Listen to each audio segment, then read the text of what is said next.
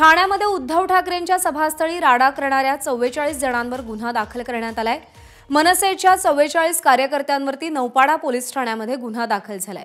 गाड्यांवर हल्ला करणं आणि गोंधळ घातल्याप्रकरणी रात्री उशिरा गुन्ह्याची नोंद झाली आहे। रात्री ताब्यात घेतलेल्या कार्यकर्त्यांना नोटिसा देऊन सोडण्यात आल्यानंतर गुन्हा दाखल करण्यात आला। दरम्यान उद्धव ठाकरे यांच्या गाडीवर ताफ्यावर हल्ला करणाऱ्या आणि सभास्थळी गोंधळ घालणाऱ्या मनसे कार्यकर्त्यांचा सध्या शोध सुरू आहे।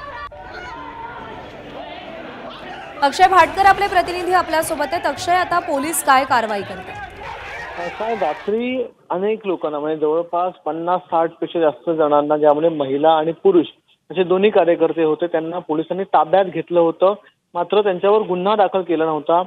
त्यांना ताब्यात घेऊन नोटीस देऊन सोडण्यात आलं। आता असं झालंय की आता त्यांच्यावर गुन्हा दाखल झालेला आहे।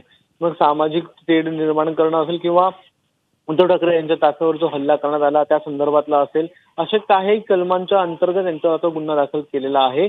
आणि पोलीस आता यामधून देखील काल जेवढे कार्यकर्ते पकडण्यात आले होते त्यांच्या व्यतिरिक्त देखील अनेक कोणी कार्यकर्ते आहेत का किंवा त्यांची नावं पुढे येतात का, सीसीटीव्ही असेल किंवा इतर फुटेज असतील, हे तपासून आता इतर कार्यकर्त्यांचा देखील शोध घेतला जातोय। आणि यामध्ये असं देखील कदाचित होऊ शकतं की या संपूर्ण आंदोलनाच्या मागे जर एखादा मोठा नेता असेल तर त्यावर देखील गुन्हा दाखल करण्यात येऊ शकतो।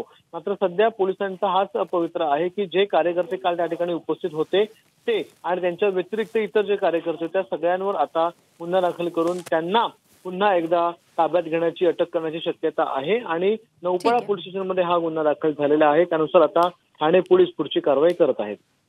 अक्षय, धन्यवाद दिलेल्या माहितीसाठी।